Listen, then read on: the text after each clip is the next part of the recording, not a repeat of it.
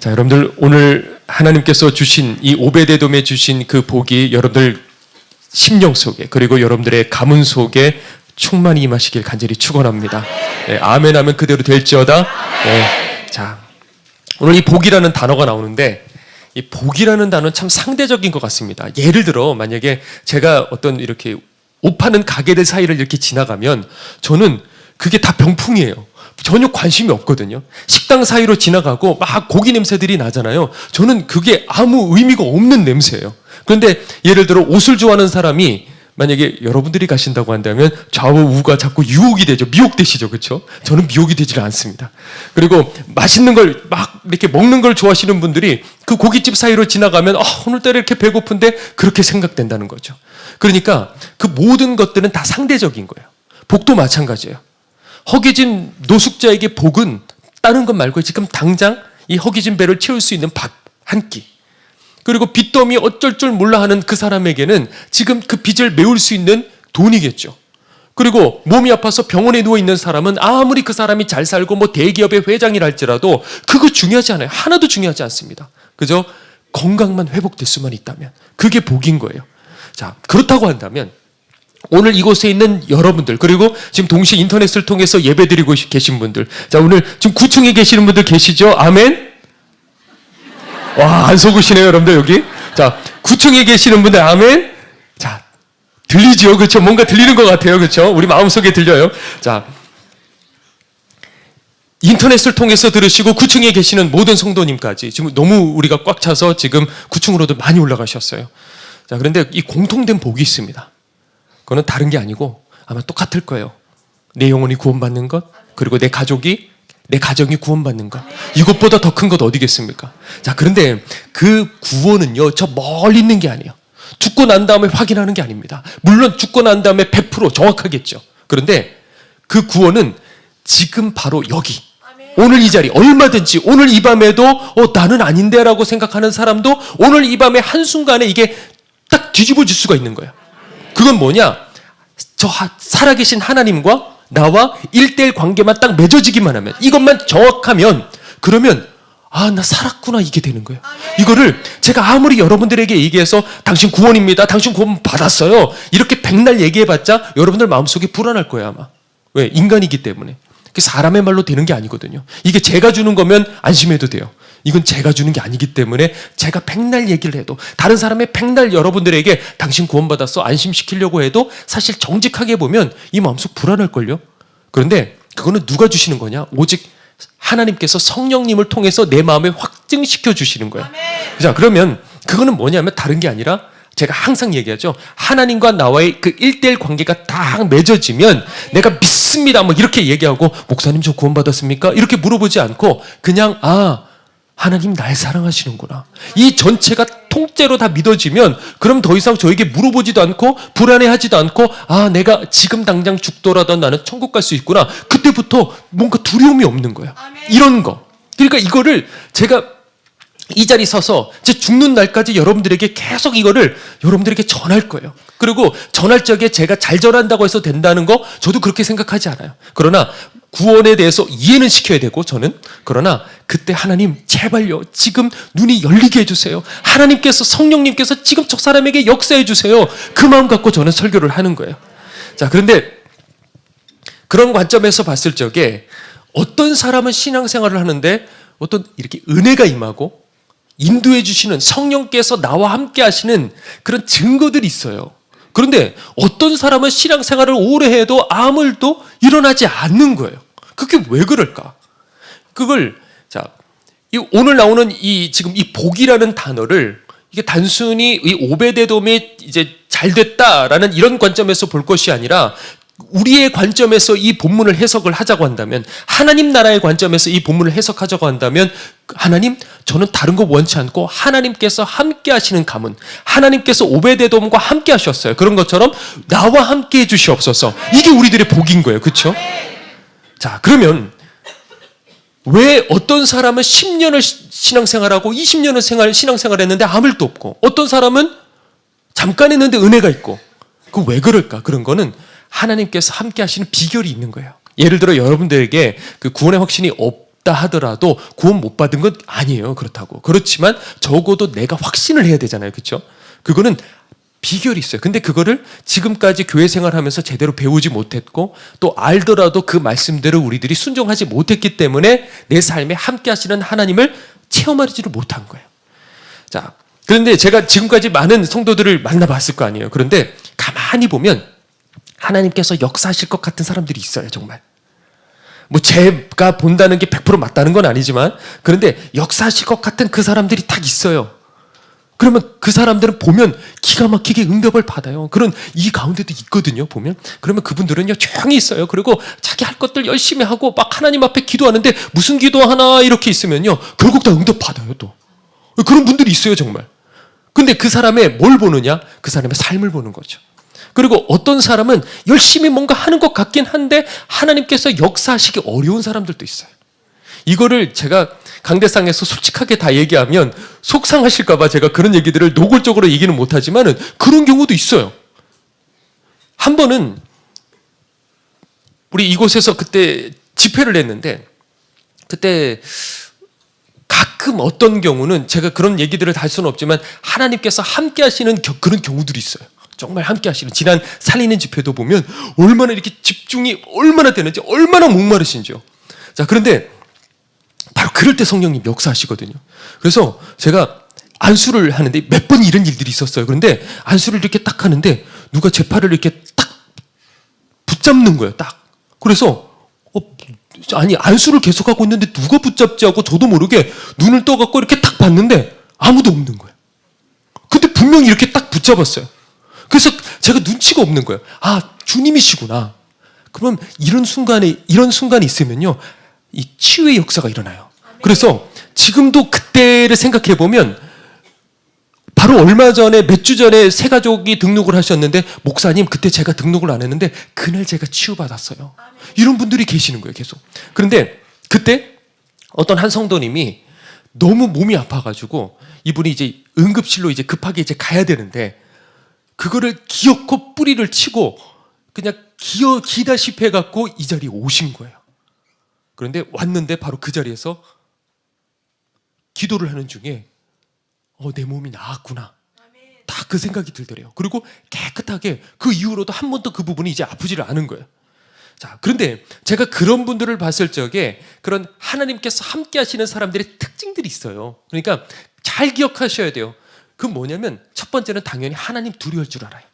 하나님 두려울 줄 아는 사람.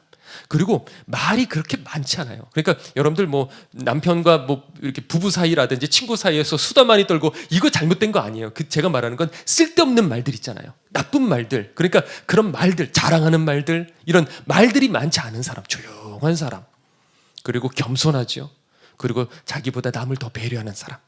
그러니까 그리고 또 비가 오나 눈이 오나 항상 그 자리 지키는 사람. 예를 들어 성도님에게 성도님 이것 좀 맡겨드릴게요. 성도님 이것 좀 해주셔요. 그러면 성도님 항상 비가 오나 눈이 오나 그 자리를 계속 지키는 그 사람.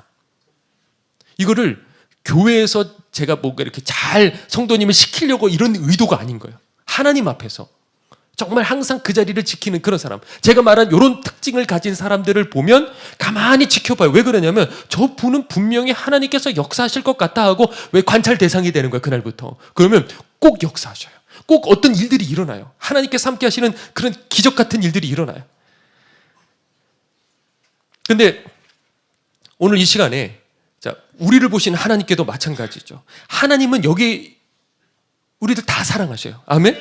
다 사랑하시는데 그런데 방금 말한 것처럼 은총을 받는 사람이 있고 그렇지 않는 사람이 성격이 있어요. 그렇죠? 다윗 생각해보면 좀 다윗 나쁜 짓 많이 했잖아요. 그렇죠? 근데 하나님의 은총이 그렇게 떠나가지 않고 어떨 때 보면 배 아플 정도로 다윗 내 종 다윗의 그 길로 가야 된다 그래요. 다윗의 길이 어떤데? 나쁜 짓 많이 했잖아요. 근데 하나님 마음에 합한 물론 결점 없는 사람이 어디 있겠어요. 그런데 하나님 마음에 합한 어떤 부분이 있기 때문에 그런 거예요. 근데 그게 하나님께서 엘리 집안을 향해서 이렇게 얘기를 하십니다. 그게 이거예요. 나를 존중히 여기는 자는 내가 존중히 여기고 나를 멸시하는 자는 내가 경멸하리라. 이걸 잘 기억하셔야 돼요. 하나님을 존중하고 하나님을 경외할 줄 아는 사람. 항상 하나님을 첫 번째로 두는 사람. 자, 그런데 우리가 그러니까 예배를 드린다고 하나님을 경외하는 게 아니고 정말 내가 예배 가운데서도 어디서든지 하나님 앞에서 살아가는가, 그거예요. 예전에 제가 그 돌잔치 기도 요청을 받았거든요. 그리고 제가 어떻게 생각을 했냐면 뭐 돌잔치잖아 이렇게 생각을 했어요. 아니, 또 멀리 있는 분이 아니고 가까운 분이었어요. 그래서 뭐 돌잔치잖아, 뭐 부담 가질 필요 없이 그냥 편하게 가가지고 그리고 이제 기도만 하고 이렇게 오면 되는 거예요. 그래서 딱 갔는데 갑자기 그 순간에요, 갔는데 뭔가 탁 막히더라고요. 벽 앞에 서 있는 기분.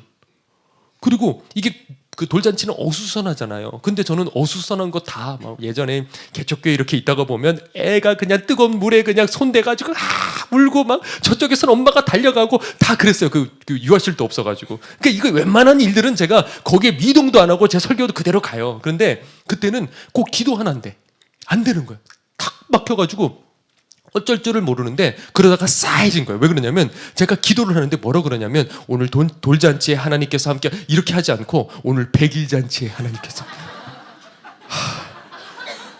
한 번도 해본 적 없는 실수를 한 거예요. 얼마나 민망한지요. 그리고 이미 엎질러진 물을 어떻게 하겠어요. 더듬 대다가 그러고 이제 나왔는데 이제 돌아오면서 이제 아내가 얘기를 하더라고요. 박보영 목사님 누님께서 계신데 어디 결혼식을 갈 적에 돌잔치를 갈 적에 항상 미리 예수님 보혈로 기도한다는 거예요.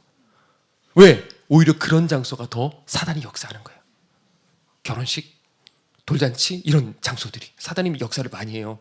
그러니까 그것도 우상 숭배하는 그런 친척들이 많이 있었거든요. 대부분이 우상 숭배하는 그런 친척들이었어요. 그러니까 그 아내가 돌아올 적에 그 얘기를 하니까 그걸 지금 얘기하냐고 진작에 좀 얘기를 해주지. 물론 속으로 하나님 앞에서 큰일 날 소리죠. 어느 안전이라고 제가 그런 소리를 하겠습니까? 절대 속으로만 얘기하는 거예요.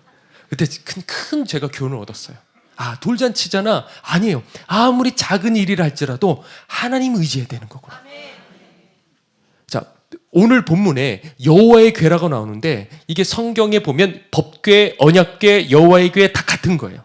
그냥 간단하게 언약궤라고 해보죠. 이 언약궤는 구약에 있어서 하나님의 임재의 상징이에요. 하나님께서 이 언약궤가 이렇게 있으면 그 위에 이렇게 뚜껑에 그룹, 그러니까 이 천사 날개가 있는데 그 그룹이 이렇게 감싸고 있는 그게 있고 그 사이에 공간이 있는데 거기에 하나님께서 임재하신다. 이 이스라엘 백성들은 그렇게 여겼어요. 그런데 지금 방금 말했던 이 엘리 집안은 하나님을 경외했어요? 업신여겼어요? 업신여겼단 말이에요. 그래서 당시에 이제 전쟁이 자꾸 지니까 블레셋한테, 그래서 이제 이 엘리 제사장의 아들 누구예요? 홈니와 비느하스, 이 둘이 언약궤를 성소에서 끄집어내가지고 그거를 전쟁터 한가운데 가지고 갔어요. 이건 진짜 충격적인 얘기예요. 그거를 함부로 아무나 들고 끄집어내면 돼야 안 돼요? 안 되는 거예요. 근데 그걸 전쟁터에 왜 가져갔을까요? 왜? 부적처럼 이게 딱 있으면 우리 이긴다. 그러니까 이거를 갖고 오니까 블레셋 사람들은 기가 죽었어요. 저들의 신이 지금 왔다. 우리 끝장났다. 그리고 그 사기가 바닥을 치기 시작했고 이스라엘 군대는 언약궤가 오니까 난리가 났어요. 이제 하나님 우리와 함께 하신다 하고 전쟁이 다시 붙었어요. 어떻게 됐을까요? 누가 졌을까요? 이스라엘이 졌어요. 그날 5만이 죽었어요. 완전 전멸해버렸어요. 그리고 홈니와 비나서도 거기서 죽었어요. 왜? 하나님의 임재의 상징을 함부로 왔다 갔다, 그 죄라는 건 진짜 무서운 거예요. 자, 그래서 그 언약궤를 이게 결국에는 뺏겨갖고 전리품으로 이 블레셋 사람이 가지고 다곤 신전, 왜냐하면 걔네들은 그 다곤 신을 믿었으니까, 그래서 거기 신전에다가 다곤 신 밑에다가 뒀어요. 그러고 난 다음에 막 이제 술에 취해가지고 우리가 이겼다 그러고 이제 술에 취해가지고 들어누워 잤다가 그 다음날 딱 아침에 일어나 보니까 이 다곤 신상이 완전히 산산조각이 난 거예요. 말도 안 돼. 이거 누가 깼어? 밤새 누가 깼어? 아무도 자기가 아니래. 그래갖고 얼른 어떻게 했겠어요? 본드를 붙여갖고 딱딱딱딱 다곤신을 다시 붙였어요. 그리고 이튿날 다시 보니까 어떻게 됐어요? 산산조각 난 거야. 그래갖고 이게 지금 불길의 징조다. 이게 저주다. 이거 가만히 여기다 뒀다 큰일 나겠다. 이 신전 다 무너지겠다. 그래서 이걸 어디 저 블레셋의 변방에다가 시골 어떤 마을인데 거기도 적지 않은 데인 것 같아요. 거기다가 갖다 줘버렸어요. 야, 니네 가져. 이거 뭐야? 그리고 뚜껑을 이렇게 열어봤어요. 뭔가 뚜껑이 있으니까 이게 뭐야 하고 딱 여는 순간에 그 다음에 어떻게 됐어요? 그 자리에서 몇만 명이 그 마을 사람들이 다 죽었어요. 그 도시 사람들이. 그러니까 거기 있던 사람들도 충격을 받고 이게 아니야. 이거 우리 안 해. 그러고 이스라엘 니네 가져가. 제발 좀 가져가 하고 다시 돌려줘 버렸어요. 그래서 받았던 사람이 누구냐면 아비나답이라는 사람이 이 언약궤를 이제 받게 된 거예요. 자, 그렇게 해서 아비나답의 집에 이 언약궤가 있게 된 거예요.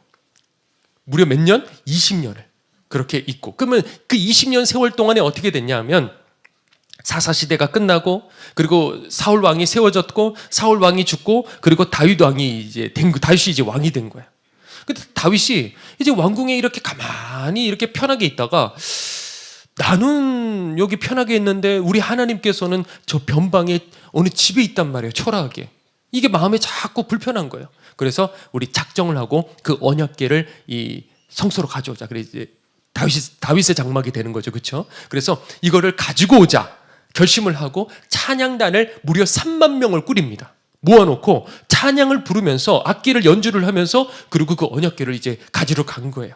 그런데 이 아비나답이 이제 언약궤를 이제 다윗에게 인도를 해줘야 되니까 그 두 아들이 있었는데 우사랑 아효라는 이 두 명의 아들이 있습니다. 그래서 그 두 아들에게 시켜갖고 이 언약궤를 수레에다가 싣습니다. 그리고 싣고 난 다음에 앞에서 소들이 끌어가지고 이제 예루살렘 방향으로 다윗 앞으로 이제 가지고 가는 거죠. 그런데 가다가 어떤 일이 있었냐? 이 소들을 가고 있는데 바닥에 뱀이 있었는지 뭐가 있었는지 모르겠지만은 이 소들이 깜짝 놀라서 뛰어버린 거예요. 앞발을. 그러면 이 수레가 뒤로 쏠렸겠죠? 그럼 언약궤는 어떻게 됐겠어요? 밑으로 이제 떨어지기 시작하는 거예요. 그래갖고 거기에 우사라는 이 아들이 그걸 보고 깜짝 놀라서 막 달려갖고 몸을 던져갖고 탁 된 거예요. 세입! 하는 그 순간에 어떻게 됐어요? 그 자리에서 즉사를 해버린 거예요. 이게 진짜 충격적이었어요. 성경을 봤을 적에. 왜? 하나님의 언약궤가 땅바닥에 떨어지면 안 되잖아요. 그러니까 당연히 바쳐야죠. 근데 바쳤는데 왜 죽었을까? 그러니까 여러분들 하나님과 가까울수록 은혜도 더 크지만 저주도 무서운 거예요. 예전에 박보영 목사님이 이런 얘기를 하시더라고요. 하나님의 능력 받은 사람이 그 하나님의 사람이 죄에 빠지면 하나님께서는 3번의 기회를 주신대요. 돌아와라. 어떤 계기들을 통해 3번의 기회를 주시는데 그래도 돌아오지 않으면 하나님께서는 그 사람을 향해 깊은 배신감을 느끼신대요. 한 번은 그 박보영 목사님 멘토셨던 전도사님이 안성에서 막 고생하시던 그 박 목사님에게 찾아오셔가지고 나한테 얼마를 빌려달래요. 근데 그 금액은 정말 말도 안 되는 금액이에요. 그 나중에 목사님께서 그 내가 만난 하나님에 보면 그 얼마를 받고 그 있잖아요. 헌금을 이렇게 받아서 그걸 교회로 이제 세우고 그런 얘기 아시잖아요. 그 금액 들어보셨을 거 아니에요. 그것보다 훨씬 더 큰 금액을 그 안성에 밥도 없고 라면도 사 먹을 수 없는 그 목사님에게 그거를 달라고 그러는 거예요. 왜 이런 큰 돈을 달라 그럴까? 그래서 목사님이 대답하셨대요. 내 주머니에 가진 것 아무것도 없지만 지금이라도 내가 누군가를 찾아가서 그 사람 앞에 무릎 꿇으면 그 돈 얼마든지 내가 구해다가 당신 줄 수 있습니다. 꼭 필요하면 내가 꼭 그렇게 하겠습니다. 그러니까 이게 좀 무안하셨나 봐요. 괜찮다 그러고 다시 가버리셨어요. 그런데 그때 이제 대화를 하시는데 이분은 항상 하나님께로부터 직통으로 정말 응답받고 천국에 왔다 갔다 하고 분명 그때 그러셨단 말이에요. 근데 어느 순간부터 이분이 그날 이제 왔는데 뭐라고 얘기를 하시냐면 우리 주님께서 이렇게 말씀하셨는데 그렇게 하지 않고요. 이제 우리 딸이 이렇게 얘기를 했는데 우리가 회의를 했는데 이렇게 됐는데 말이 바뀐 거예요. 이걸 들으시면서 목사님이 아차 예전에 받으셨던 그 능력을 이제 다 상실을 했구나. 왜 그 능력을 상실했을까요? 왜냐하면 하나님을 정말 칼같이 경외하고 하나님을 첫 번째로 뒀는데 어느 순간에 하나님보다 물질, 하나님보다 자식이 우상이 돼버린 거예요. 그래갖고 예전에 그 얘기 했잖아요. 그 조치원에 어마어마한 그 땅문서 몇만 평이에요. 그게 어마어마한 그 땅, 세종시죠 지금. 근데 그 어마어마한 그 땅문서 그거를 기도원하라고 하나님께서 직접 다 보여주신 그 자리예요. 그런데 그거를 가지고 갔어요. 그걸 가지고 간 사람이 첫 번째 가지고 간 사람이 어떻게 됐냐면 그 자리에서 물에 빠져 죽었어요. 그리고 그 다음 사람이 그걸 이어받았는데 그걸 받자마자 정신 이상이 왔어요. 그래서 높은 데서 떨어져서 갖고 다 다쳤어요. 완전히 복구 불가능할 정도로 다쳐버렸어요. 그러니까 하나님은 정말 알면 알수록 무서우신 분이시죠. 그러면서 목사님이 저에게 얘기를 해주시더라고요. 구약의 왕들 중에서도 두 부류가 있다. 하나는 하나님이 직접 세우신 왕, 그리고 다른 하나는 사람이 세운 왕이 있어요. 그렇죠? 아버지가 그냥 그 다음 네 아들이니까 네가 해 이렇게 되는. 자, 그런데 사람이 세운 왕이 죄를 저질렀을 적에는 그 징계가 그렇게 크진 않아. 그런데 하나님이 세우신 왕이 죄를 짓고 하나님을 떠나면 그에게는 큰 징계가 임한다는 거야. 하나님의 사람이 떠나면 하나님께서는 크게 진노하신다는 거야. 그러니까 최 목사 꼭 하나님 경외해야 돼. 절대 떠나서는 안 돼. 그 얘기를 하시더라고요. 자, 그러니까 이쯤 되니까 다윗도 어떻게 되겠어요? 그러니까 하나님 가깝지만은 또 이런 두려움이 있는 거예요. 그래서 다윗도 이 언약궤를 예루살렘으로 가져오는 거를 두려워하는 거예요. 그래서 방향을 틀어서 어떻게 했냐면 저 더 변방으로 갔어요. 거의 끝자락 경계선에 있는 오베데돔이라는 사람의 집으로 이거를 가지고 갔어요. 그러니까 여러분도 한번 생각해봐요. 블레셋 신전에 갔는데 다곤신이 깨졌어요. 어느 마을로 갔는데 그 마을 몇만 명이 다 죽었어요. 그리고 홈리와 비너스 군인 5만 명이 다 죽었어요. 그리고 우사도 20년 동안에 섬겼는데 그 아들이 그러니까 그 아비나답의 아들 우사가 또 죽었어요. 근데 그 언약궤가 이제 우리 집에 온대요. 좋아요? 얼마나 부담되겠어요. 그렇죠? 아니 싫다고 말을 누가 뭐 감히 그 말을 어떻게 하겠어요? 싫다는 말을 할 수 있는 사람은 없지만 그냥 웃지요. 그렇죠? 얼마나 부담이 되겠어요. 자, 그런데 신기한 거는 이 오벳 에돔의 집에 온 집에 복을 주셨다 이렇게 돼 있어요. 이게 신기한 거예요. 오벳 에돔이라는 말의 의미는 이게 이름이 참 특이해요. 에돔, 그렇죠? 에돔 신을 섬기는 사람이란 뜻이에요. 우상 숭배하는 집안이었어요. 그러니까 이스라엘 사람인데 이미 우상의 그 부모가 이제 우상 숭배하는 그런 집안이었죠. 그리고 이 집안은 또 어떤 집안이냐면 모세 대적하다가 땅이 갈라진 그 고라 자손 있지 않습니까? 그 자손이. 그러니까 저 변방에 또 살아요. 가난하게 살아요. 그러니까 하나님과는 전혀 은총과는 관계도 없는 그런 사람이에요. 그런데 언약궤가 그 집안에 들어오는 순간 그 사람의 인생이 바뀌고 그리고 그 가문까지 예전에 시족 사회잖아요. 그러니까 그 시족 사회 그 가문 전체가 통째로 그냥 다 바뀌어요. 그래서 제가 이거를 어떻게 알게 됐냐면 성경을 계속 통독하다가 이게 역대상을 읽는데 이상하다 내가 저번에 이 이름을 어디서 봤는데 특이한 이름인데 생각을 하고 역으로 제가 뒤지다가 보니까 이걸 이제 알게 된 거예요. 그러니까 이 변방에 있었던 이 오베데돔이 그때 이후로 어떻게 됐냐면 그 시족 전체, 그 마을 전체 다 같은 옷이겠죠. 그러니까 이 옷이들이 죄송해요. 자, 전체가 다 뽑혀가지고 예루살렘으로 다 가가지고 거기서 유력한 사람들이 다 된 거예요. 전부 다. 그래서 거기서 용사도 되고 언약궤를 지키는 문지기도 되고 이 문지기라고 해서 그냥 그런 게 아무나 주는 그런 거 아닌 거예요. 뭐 예를 들어 술 맡은 관원, 애게 술 맡은 관원, 떡 맡은 관원, 애게 떡 맡은 관원 그거 아니에요. 왜냐하면 왕이 먹는 떡, 왕이 마시는 그 술 아무나 먹여요? 독약 타면 어떡해요? 그러니까 그건 되게 고위직책이에요. 바로 곁에 뭐 좌의정 우의정 같이요. 그러니까 우리가 생각하는 그것과 다른 거예요. 문지기 아무나 시켜요? 다 열어주고 그냥 다 가져가게요? 그렇지 않단 말이에요. 그러니까 그렇게 얘기가 쭉 나오면서 뭐라고 됐냐면 이는 하나님이 오베데돔에게 복을 주셨음이며 좀 있다가 또 나와요. 이는 하나님께서 오베데돔에게 복을 주셨음이며 계속 이 얘기가 나와요. 그 도대체 왜 오베데돔은 뭐 때문에 복을 받았을까? 그런데 그 얘기는 없지만 오늘 본문에 제 눈에 띄는 단어가 있어요. 그게 뭐냐면 석 달이라는 단어. 석 달. 자, 이게 비교가 되는데 아비나답의 집에는 몇 년 있었다 그랬어요? 20년. 그리고 오베데돔은 몇 달? 석 달. 자, 20년 동안에 있었는데 아무런 복을 받지 못하고 자녀들이 저주를 받았어요. 죽었어요. 그런데 오베데돔은 불과 석 달밖에 있지 않았는데 가문이 완전히 뒤바뀌는 그런 은혜를 받았어요. 자, 이거는 이유가 있는 거예요, 분명히. 우리에게 얘기해 주는 거예요. 자, 우사가 언약궤에 손을 댔을 적에 그 역대상에서 뭐라고 얘기하냐면 이렇게 돼 있어요. 전에는 너희가 매지 아니하였으므로 우리 하나님 여호와께서 우리를 충돌하셨나니 이는 우리가 규례대로 저에게 구하지 아니하였음이니라. 이렇게 돼 있어요. 우리가 규례대로 하나님의 말씀대로 저에게 구하지 않았다. 그리고 그 규례가 뭐냐? 매지 않았다. 그러니까 우사의 마음은 나쁜 마음이었어요. 이거 막았던 게? 아니잖아요. 좋은 마음으로 막았어요, 당연히. 그런데 중요한 거는 그게 하나님의 방법이 아니었던 거예요. 이게 중요한 거예요. 민수기 4장 15절 말씀해 보면 언약궤를 손으로 붙들면 어떻게 된다? 그 자리에서 죽는다 그랬어요. 근데 이 말씀을 이 우사는, 이 아비나답은 몰랐던 거예요. 그런데 이게 그래도 좀 한번 실수할 수도 있지. 그렇죠? 좀 그럴 수도 있지. 그래요? 네. 자, 그런데 이게 한 번 이런 게 아니었어요, 사실은. 보면 아까 제가 얘기했죠. 그걸 어떻게 옮겼다 그랬죠? 수레, 그리고 소들이 끌어서 수레에다 싣고 옮겼어요.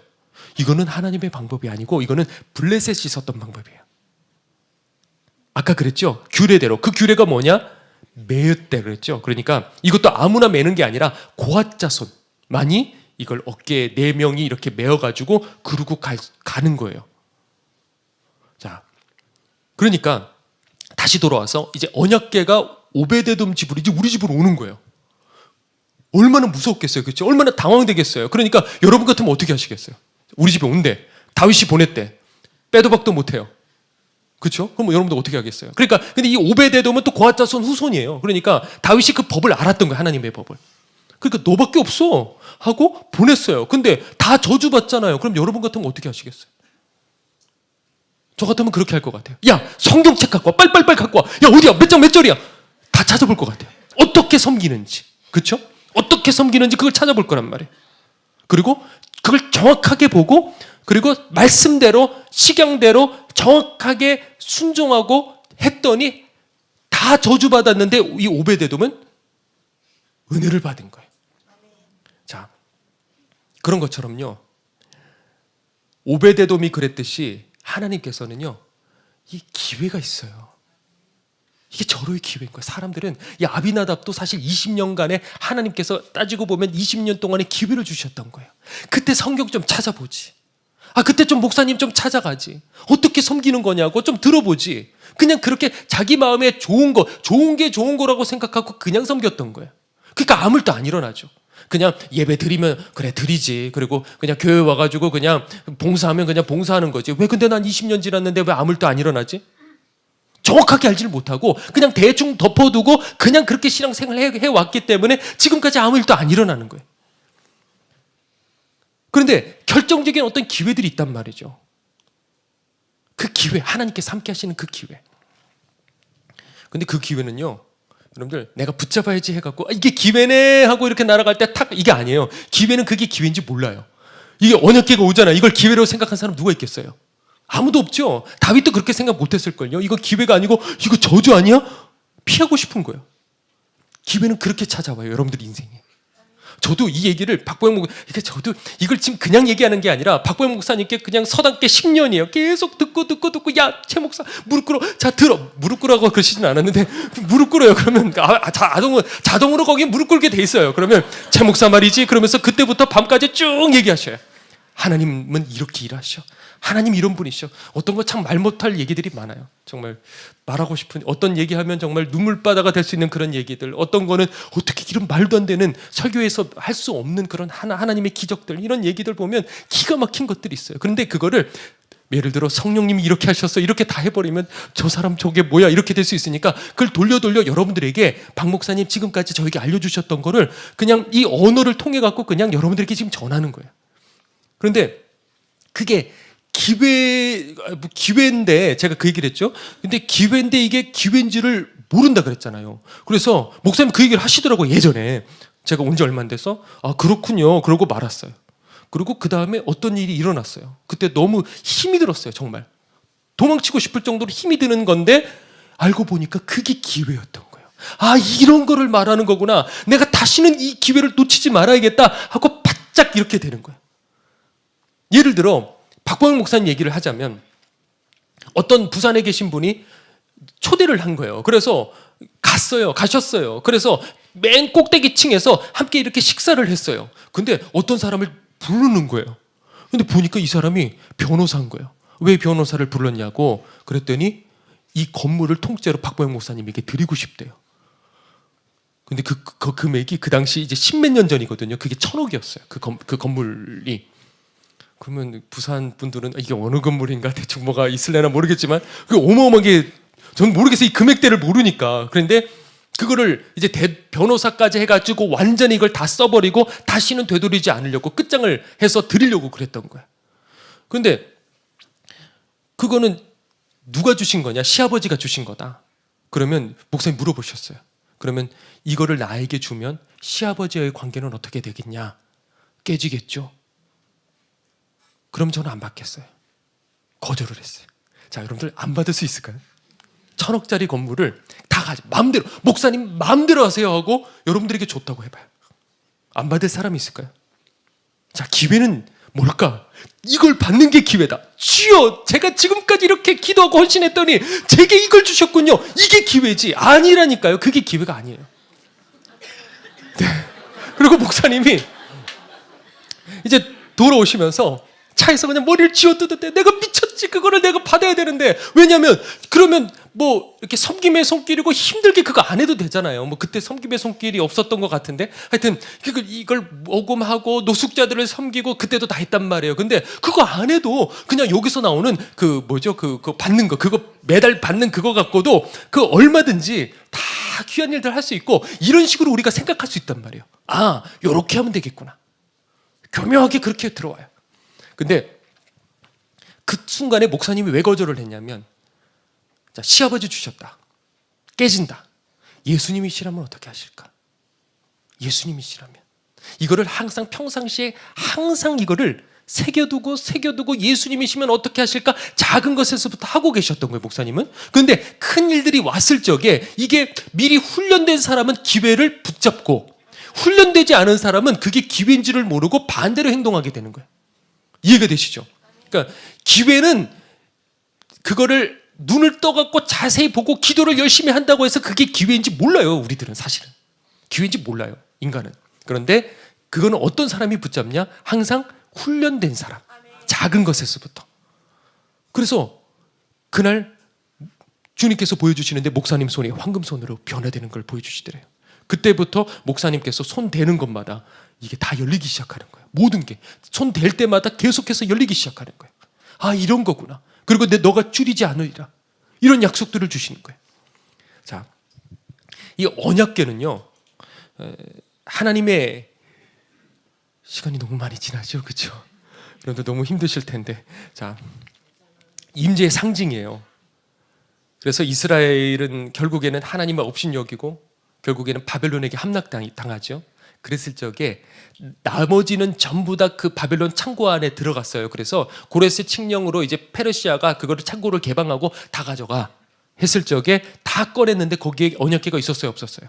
없었어요. 그래서 제2성전 스룹바벨 성전에는 언약궤가 없어요.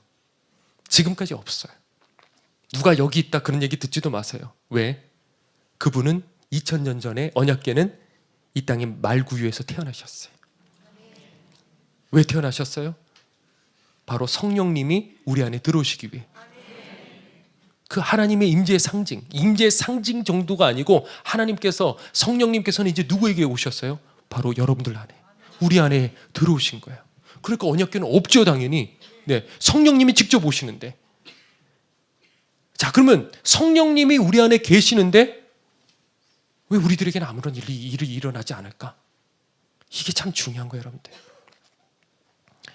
저는 참 그 20대 때 이제 신학 물을 이제 먹기 시작했어요. 딱 신학 물을 먹으니까 저도 모르게 이제 교만해진 거예요. 그때는 교만할 때는 자기가 교만한지 몰라요. 이게 아무것도 모르는 애가 이제 딱 이제 신학물 먹고 엄마는 모르고 난 안다 이거야. 그래가지고 저희 어머니는 항상 그러니까 그게 청교도 신앙이었던 건데 지금 보면 우리 그러니까 한국 교회는 이 청교도 신앙의 영향을 많이 받았어요. 교단과 상관없이. 그래서 주일이 되면 성렬아 너 돈 쓰면 안 돼. 엄마 나 급하게 지금 버스 타야 안 돼. 안 되는 거예요. 그냥 걸어갔다가 걸어와야 되고 그냥 안 되는 거예요. 엄마 나 빵 안 돼. 그리고 그 명절 되면 제가 또 너무 민망하냐, 명절 이거 좀 피하고 싶어. 왜냐하면 명절 되면 성녀라 그러면 저를 부르시면 돈을 이렇게 주셔요. 그러면 그 돈을 가지고 어디로 가야 되냐면 은행으로 가요. 그럼 은행에 가서 빳빳한 그 새 돈 그거를 바꾸는 걸 제가 해야 되는 거예요. 그럼 가가지고 그 빳빳한 그 당시 제가 얼마짜리를 바꿨는지 모르겠는데 뭐 5,000원짜리 뭐 1,000원짜리 10,000원짜리 뭔가를 이렇게 바꿔가지고 그 빳빳한 돈을 그걸 받으면 이 명절에서 그 다음 명절까지 구정까지는 그걸로 하나님 앞에 다 헌금을 하시는 그 깨끗한 그 돈으로. 근데 이제 제가 머리가 컸단 말이에요. 그리고 제가 얘기를 하는 거야. 하나님께서는 영이시기 때문에, 하나님은 영이시기 때문에 그걸 보시는 게 아니라 이게 돈이 깨끗하고 그게 아니고 중심을 보신다. 그러니까 엄마 이거 아니야, 이거 아니야. 그렇게 가르쳤어요. 머리 컸다고. 근데 지금도 머리 큰 거야. 죄송해요. 웃으신 분들은 다 기억하고 있어요, 제가. 자, 근데 그러고 난 다음에 제가 조금 있다가 이제 조금 정신을 차렸어요. 헷가닥 했다가 정신 차렸는데 이게 저희 어머니는 그거는 성경에 있는 얘기는 아니에요, 그렇죠? 주일날 당연히 제가 맞아요. 지식적인 건 제가 맞아요. 주일날 택시 탈 수 있어요, 그렇죠? 주일날 빵 사 먹을 수 있어요. 괜찮아요, 상관없어요. 그런데 제가 왜 틀렸냐면 뭐가 잘못됐냐면 지식은 제가 맞았지만 하나님을 경외하는 그 마음 깨끗한 걸로 드리고 싶고 기왕이면 박 목사님도 얘기하시지만 대충 끼워 접어가지고 그 헌금 그냥 주머니에 있던 거 대충 꺼내갖고 집어넣고 이런 거 말고요.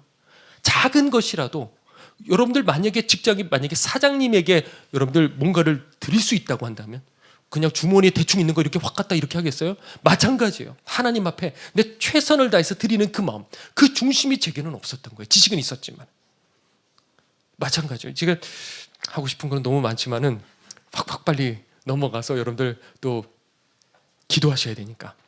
그러니까 이런 하나님을 경외하는 것들을 여러분들 배우셔야 되는 거예요. 예배도 마찬가지고 여러분들 선택하는 것들도 마찬가지예요. 하나님은 가만히 보신다고요. 너가 과연 뭘 선택하느냐. 지금은 다 아멘하고 지금은 다 순종할 것 같지만 결정적인 그 순간에 넌 과연 어느 쪽으로 자빠지고 무엇을 선택하고 무엇을 첫 번째로 두느냐. 그걸 보신단 말이에요. 그러니까 하나님이 항상 날 보신다고 생각해요. 그러니까 그걸 가지고 이 율법 안에 있는 사람들은 다 보셔? 나 이거 죄 짓는데 다 보셔? 이걸 그렇게 생각하지 말고 역으로 이용하시라고요. 왜냐하면 하나님이 날 보고 계시니까 지금도 보고 계시지? 그럼 하나님 제일 기뻐하시는 것들 하나님을 첫 번째로 그냥 해드리는 거예요. 그걸 뭐 물질을 드리고 헌금 얘기하자는 게 아니에요. 지금 뭐든 하나님 기뻐하시는 것 선택 그것들을 확 하면 하나님께서 그거를 보고 깜짝깜짝 놀라시면서 보고 계신다고요. 그러면 어떤 임계치가 넘어갔을 때부터 하나님께서 역사하시기 시작하시는 거예요. 제가 진짜 궁금해가지고 하나님께서는 살아계신다. 그리고 하나님께서는 날 사랑하신다라는 이 전제가 있잖아요. 대전제가 있는데 신앙의 대전제. 그렇다고 한다면 이게 맞다면 하나님께서 내 삶에 분명히 나타나시기를 원하시고 말씀해 주시기를 원하시고 가까이 하시기를 원하실 거란 말이에요. 그렇지 않아요?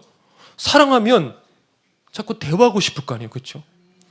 옛날 얘기인가요? 자, 사랑하면 대화하고 싶잖아요. 그렇죠? 맞아요. 그런데 하나님께서도 그러실 거예요. 그래서 제 삶을 놓고 한번 해보자. 실험이라는 단어를 쓰기에는 너무 경망스러워서 내 삶 속에서 하나님께서 도대체 어디까지 가까이 하실 수 있는지 한번 내 삶을 걸고 한번 해보자 해서 시작하기 시작했어요. 기도하고 산상수훈 말씀대로 그대로 살아가 보려고 하고 옛날에 그게 이제 처음 주님 만나고 그때부터 그거를 하기 시작했어요.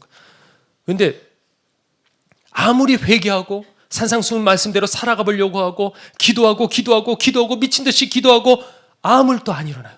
아무 일도 안 일어나더라고요. 그렇게 1년, 2년, 3년, 4년, 5년 아무 일도 안 일어났어요. 응답 한 번도 없었어요. 그러다가 제가 처음 그러니까 그 전에 응답받은 그런 것들 간간히 받은 것 말고 이제 처음 이제 응답받기 시작했던 게 언제였냐면 제가 기숙사를 이제 들어갔을 적에 제가 그만 이 안경을 아침에 일어났는데 보니까 안경을 잃어버린 거예요. 아무리 봐도 없어요. 이거 뭐 소소한 얘기긴 하지만은 아무리 봐도 없어갖고 그 전날 내가 어디서 났지 어디까지 했지 그거를 기억하면 찾을 수 있으니까 가가지고 뭐 거기 샤워실도 가보고 화장실도 가보고 여기저기 다 뒤져봐도 이 안경이 도무지가 없는 거예요. 그러다가 아차 내가 기도해야지. 내가 왜 이러고 있나. 하나님 앞에 기도해야지. 여러분들도 기도하실 거죠? 잃어버리면. 그래서 기도를 했어요. 하나님 안경 어디 갔나요? 근데 그때 처음 떠오르더라고요. 뭔가 보이고 이런 건 아니고 장면이 떠오르더라고요. 이걸 뭐 환상 아니에요. 그냥 떠오르는 장면이 떠오르는데 어디 깊숙한데 사람 손 닿지 않는 그곳에 떨어졌다는 그게 보이는 거예요. 그리고 제가 그대로 거기를 갔어요. 그리고 이렇게 해가지고 보니까 잘 안 보여갖고 어떻게 뭔가를 비쳤는지 어떻게 해가지고 빛이 거기를 들어가 보니까 그 안쪽 끝에 그대로 떨어져 있더라고요. 이게 이렇게 될 수 있겠구나. 제 믿음이 없어갖고 여러분들 같으면 대번에 하나님께서 응답하셨다 이럴 텐데 이게 이렇게 될 수 있구나. 이렇게 이제 시작을 한 거예요. 그리고 지난번에 그 얘기도 했지만은 이제 애들을 데리고 이제 신학교를 이제 기숙사를 데리고 그 수요 예배를 이렇게 드리면 그 교문 앞에 개척교회가 하나 있었어요. 근데 거기 목사님께서 너무 사람도 없고 가건물에 힘들게 목회를 하시니까 우리가 저기 가서 같이 기도해드리고 이제 힘이 되어드리자. 그래서 그 후배들을 데리고 이제 수요 예배도 가고 그리고 괜찮겠다 싶은 애들은 미리 딱 해갖고 제가 만약에 성도님을 알면 그럼 또 주변에 괜찮은 사람 있나 해갖고 또 데리고 오고 여자 기숙사에 있는 애들도 다 데리고 오고 해갖고 한 뭉텅이가 그냥 새벽 기도를 가려고 한참 이렇게 걸어 내려가요. 그래서 내려가서 거기서 이제 막 기도를 하는데 갑자기 우르르 쾅쾅 울릴 거예요. 그리고 비가 쏟아지기 시작하는 거예요. 엄청나게 쏟아지기 시작하는 거예요. 그러면 제가 적어도 책임감은 있는 사람이에요. 그래서 하나님 지금 이렇게 비가 여기서 내리면 안 돼요. 하나님 우리 여기 내 후배들이 지금 다 비 맞고 돌아가게 돼요. 하나님 그러니까 하나님 비 그쳐지게 해주세요. 그런데 마음이 평안해. 그 순간에 마음이 평안해지는 거예요. 됐다. 응답 받았다. 그리고 그 기도는 그만뒀어요. 그리고 다른 기도하기 시작했어요. 1시간인지 1시간 반인지 다른 기도하기 시작하는데 비는 계속 내리는 거예요. 근데 제 마음은 평안해요. 더 이상 응답 받았기 때문에 그 기도할 필요가 없어요. 그냥 끝난 거예요. 그리고 비는 여전히 내려요. 근데 다들 가지를 못하고 기다리고 있어요. 그러면 다 깨가지고요. 자신 있게 문을 딱 여는 거예요. 그러면 비가 그쳤을까요? 아니요. 계속 쏟아지는 거예요. 여전히 쏟아지고 오히려 문을 열었더니 더 쏟아지는 거예요. 이상하게. 근데 그걸 보고 있는데 원래 제 모습은 어떡하지? 이게 제 모습인데 평안한 거예요. 당당하게. 한 10초 정도 딱 있으니까 그것도 내려오는 시간이 있나 봐요. 하나님께서 끊으신 시간. 그래서 10초인지 하여튼 이렇게 내려오니까 그리고 뚝 그치더라고요. 그리고 애들이 쫙 다 올라가고 제가 일부러 맨 끝으로 갔어요. 어떻게 되나 궁금해가지고. 그리고 제가 마지막으로 이제 한 발 디뎌서 들어가려고 그러는데 그때부터 뚝뚝뚝뚝 떨어지기 시작하더라고요. 맞구나. 그리고 딱 들어가는 순간 다시 쏟아지기 시작했어요. 그러니까 이런 일들이 계속해서 반복되는 거예요. 예를 들어 최근에 있었던 거는 우리가 이제 아무래도 지금 장소가 좁아요. 그렇죠?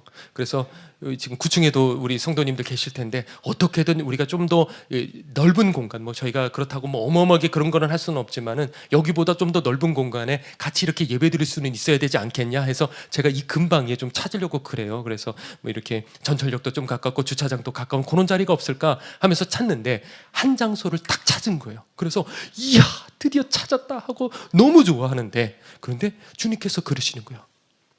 거기를 들어갈 수는 있지만 나오지는 못할 거다. 거기 가면 안 돼. 2번을 얘기하시더라고요. 그날 제가 그걸 보러 가는 날 2번 얘기하시더라고요. 그래도 갔어요. 죄송해요. 그래도 갔어요. 너무 좋으니까. 네, 갔어요. 갔는데 너무 좋은 거예요. 너무 좋은 거예요. 제 마음에 쏙 드는 거예요. 그냥 쫙 데려오면 우리 성도들 다 들어가는구나. 예. 그러고 다 했는데 주변에서도 다들 됐다. 이거 그냥 하면 된다. 근데 마음이 걸려요, 안 걸려요? 걸린단 말이에요. 이게 아닌데. 저희 아내한테만 얘기했어요. 이게 아닌데. 이러면 안 되는데. 그래, 하나님께서 이게 맞다고 한다면 여기 분명히 어떤 문제가 생길 거야. 그러고 있었어요. 근데 그거를 이제 법적으로 이렇게 왜냐면 들어가려면 이제 알아보잖아요. 그렇죠? 다 찾아보니까 이게 복잡하게 꼬여 있더라고요. 그러니까 들어가면 못 나오는. 들어가면 몰랐어요. 전혀 그럴 줄도 몰랐어요. 왜? 이거를 대충 그냥 부동산으로 해가지고 계약했으면 모르는 건데 그거를 자세하게 이렇게 찾기 시작하니까 이게 복잡하게 꼬여 있는 거였어요. 이런 거구나. 그러니까 여러분들 지금 당장 우리가 갈 곳 없어도요. 조금 여러분들 참아주셔요. 왜냐하면 하나님 시야 안에 다 있는 거예요. 지금 우리가 답답한 이 모습, 지금 힘든 모습, 9층에 계셔갖고 힘들게 지금 바닥에 앉아서 지금 등 대지 못하시는 분들도 계실 거예요. 그런데 지금 우리가 이렇게 땀 흘리는 이 모습을 하나님 다 알고 계시고 다 보고 계시고 그러면 그분께서 마련해 놓으신 분명히 그 자리가 있을 거라는 거죠. 제가 얘기 하나 하고 이제 마칠게요. 네, 너무 이제 시간 많이 지나서. 네. 제가 지금까지 그렇게 이제 목회를 하면서 기억에 남는 분들이 있어요. 처음에 분당에서, 그리고 동인천에서, 그리고 연수구에서, 지금 이 가운데서도 그쵸, 있겠죠. 자, 그런데 지금 얘기는 또 나중에. 그런데 처음 그 분당에 개척했을 적에 그때 정말 힘들었죠. 그 2층 상가 건물에 긴 복도고 다닥다닥한 열몇 평짜리 이런 똑같은 규격의 이런 상가, 전형적인 90년대 초에 만들었던 그런 상가 모양이에요. 그런데 거기에 이제 한 자리에 이제 들어가서 거기는 진짜 여름이 되면요 정말 더워요. 그래서 바깥에 35도 되는 데가 시원하다. 근데 거기서 제가 안에서 이제 거기서 땀을 제가 잘 안 흘리는 편인데 땀을 비우듯이 하면서 거기서 기도하는 이유가 그 에어컨이 하나 있긴 있었거든요.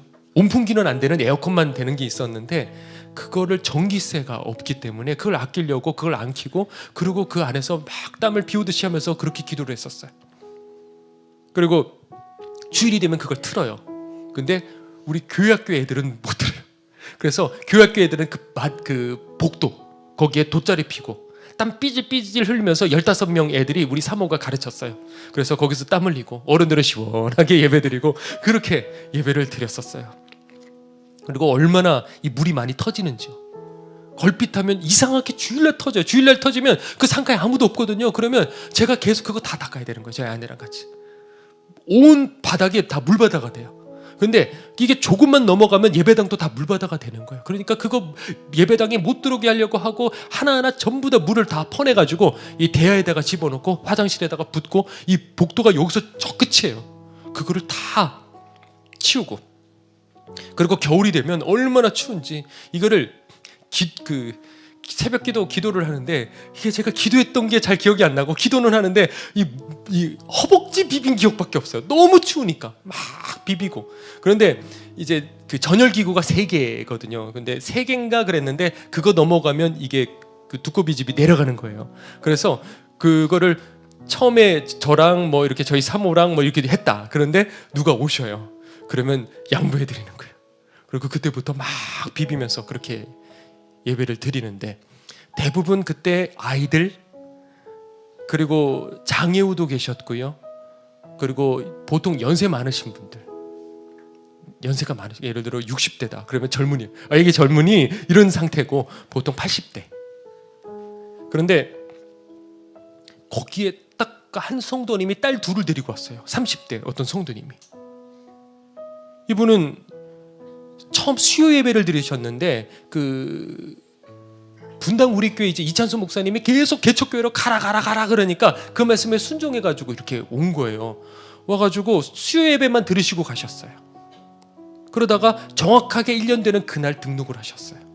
그리고 이제 뭐 완전히 모든 일들을 다 마다하지 않고 설거지하고 밥하고 뭐 굳은 일들 다 하셔. 저희 사모랑 같이 해가지고 그 일들을 다 아무 말도 하지 않고, 아까 제가 얘기했던 그 특징들 있잖아요. 다 갖고 계신 분이셨어요.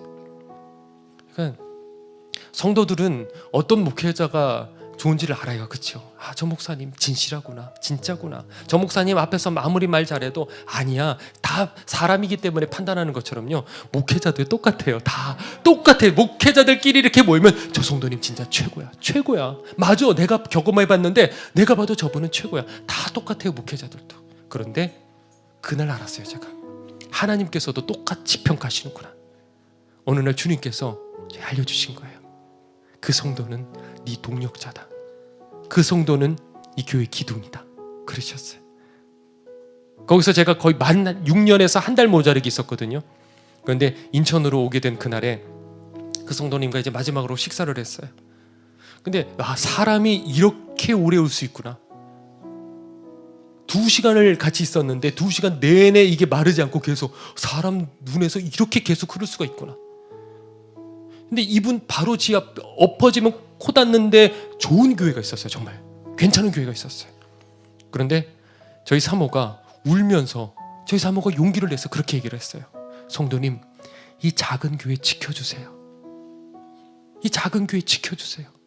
그리고 그분은 저희 사모 그 한마디 말을 듣고 그 교회를 지켰어요. 그 교회가 나중에 사라질 때까지. 그분 생각하면 저희 아내 아직도 울어요. 기도할 때마다 자연스럽게 나와요. 이분 그 딸이 둘이었는데 두 딸에게 주님 주실 수 있는 최고의 복을 주세요. 하나님 최고의 복을 주세요.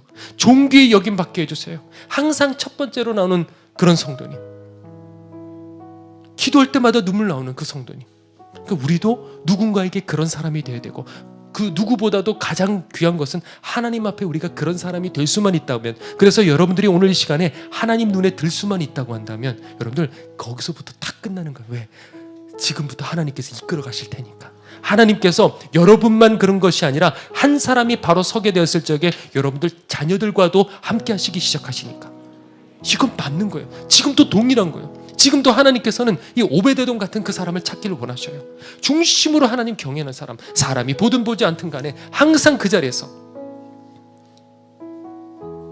복은 다른 게 복이 아니에요. 물질 복 받을 수 있어요. 좋은 자리 갈 수 있어요. 그게 복이 아니라는 건 아니에요. 극단적으로 생각하지 말자고요. 그거 하나님 주실 수 있어요. 그런데 우리가 느낄 수 있는 최고의 복은 뭐냐? 내 평생에 주님과 함께 하시는 것, 그리고 내 자녀들과 내 가족들에게 주님께서 함께 하시는 그 가문 될 수만 있다고 한다면 이것보다 더 큰 건 어디겠습니까? 여러분들 오늘 시간에 우리 함께 기도하고 우리 찬양 부르고 기도할 텐데, 하나님 오늘 제가 여러분들에게 드리는 하나님 말씀인 거예요. 이거를 여러분들 걸로 꽉 만들어서 우리 2024년에는 정말 구체적인 하나님의 임재를 체험하고 하나님께서 여러분들의 삶을 이끌어 가시는 그 인생 되시기를 간절히 축원합니다. 우리 함께 우리 찬양 드리겠습니다.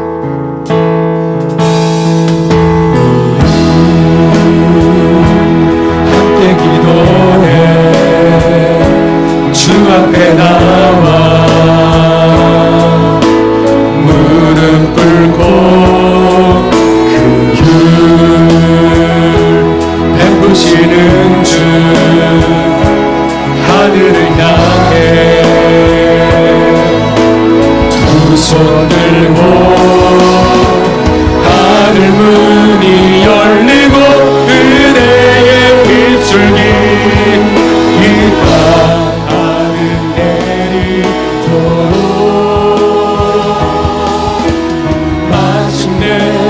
오셔서 그의 빗줄기 우리 위에 부시고 우리 함께 기도해 주 앞에 나와 무릎 꿇고 베푸시는 주 하늘을 향해 두 손 들고 하늘 문이 열리고 은혜의 빗줄기 이 땅 하늘 내리도록 마침내 주 오셔서 그의 빗줄기 우리 위에 부시도록 하늘 문이 열리고 하늘 문이 열리고 은혜의 빗줄기 이 땅 하늘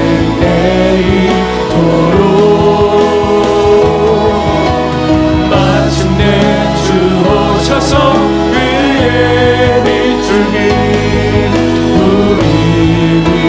우리 다시 한번 찬양하겠습니다. 우리 함께 기도해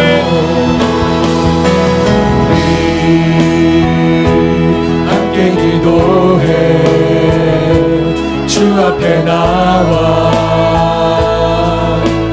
무릎 꿇고 그 율 베푸시는 주 하늘을 향해 손 들고 하늘 문이 열리고 은혜의 빗줄기 이 땅 하늘 내리도록 마침내 주 오셔서 그의 빗줄기 우리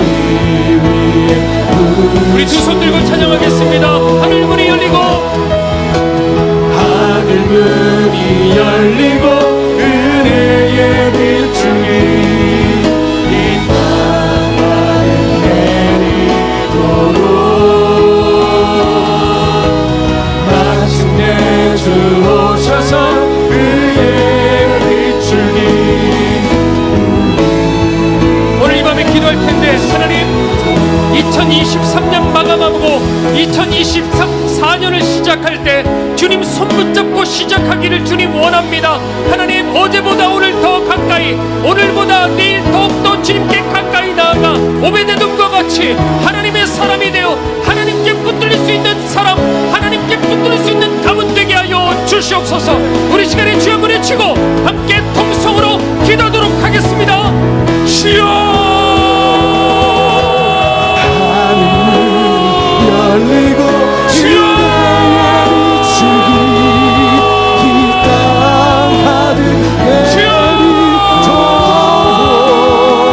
내리도록 마침내 주 오셔서 의의 기도로 주님 앞에 나아갑니다. 하나님, 포기하지 않게 하소서. 조금 나아가다가 안 된다고 포기하지 않게 하여 주시옵소서. 지금 하나님 다 지켜보고 계십니다.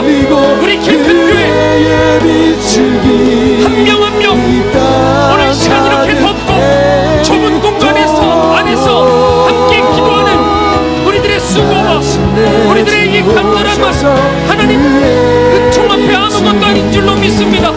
그러나 주님께서 기억하시고 주님께서 다 하실 줄 믿사오니 하나님, 다른 것이 복이 아니라 항상 주님 시선 안에 있으며 우리 성령님의 인도하심 안에 있다는 이것이 복이 아니고 무엇이 복이겠습니까?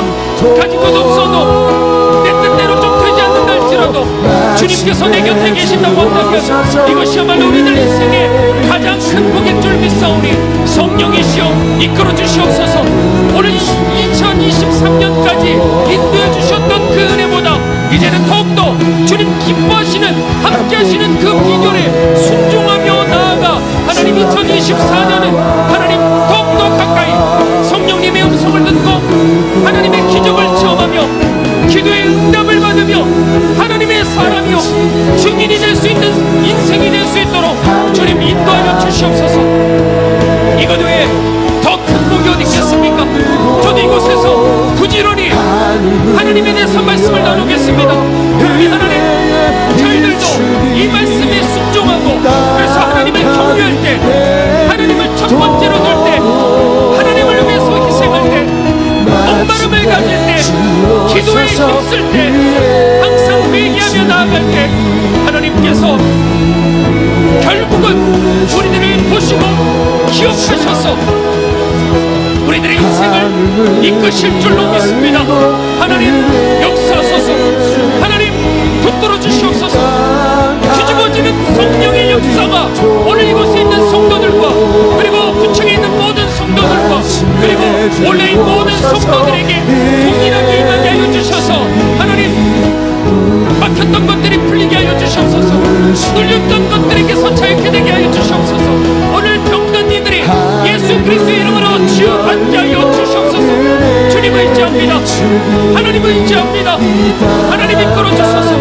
성령님 역사하여 주시옵소서. 하나님을 체험할 수 있는 오늘 이 밤 되게 하여 주시고 우리들의 인생길이 되게 하여 주시옵소서.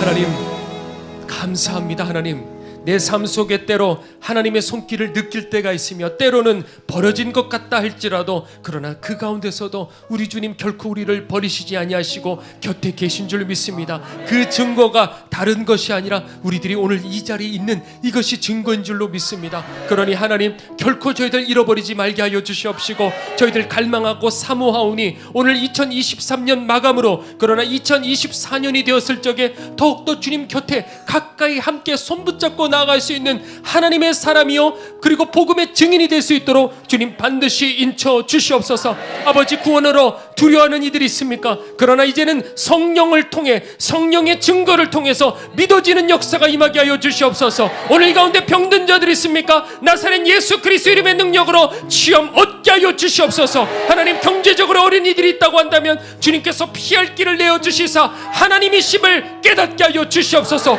이 모든 응답이 하나님 그 자체에 복이 있는 것이 아니라 하나님이 나와 함께 하시는구나, 하나님이 나를 사랑하시는구나, 나는 하나님과 더욱더 가까이 하고 싶다, 그 마음이 있다고 한다면 그것이야말로, 그 마음이야말로 진정한 복일 줄 믿사오니 오늘 오베데돔에게 주신 그 모든 복이 오늘 이 가운데 있는 모든 성도들과 그리고 온라인 모든 성도들까지 그대로 임하게 하여 주시옵소서. 오늘 이 시간 주님 앞에 저희들의 귀한 예물 올려드립니다. 주님 반드시 기억하여 주셔서 드려진 그 손길마다 주님께서 더욱더 차고 넘치게 하여 주셔서 채워주실 때마다 마음껏 쏟아붓고 흘려보내고 섬기고 세울 수 있는 저희들 하나님의 사람들이 되게 하여 주시옵소서. 그러면 주님께서 더욱더 크게 채워주셔서 우리들 삶에 역사하시는 하나님의 능력을 체험하게 될 줄 믿습니다. 이 예물들이 그대로 흘려들어가 하나님 죽어가는 영혼들과 병든 영혼들과 눌려있던 영혼들이 자유케 되고 생명을 얻는데 반드시 쓰임받게 하여 주시옵소서.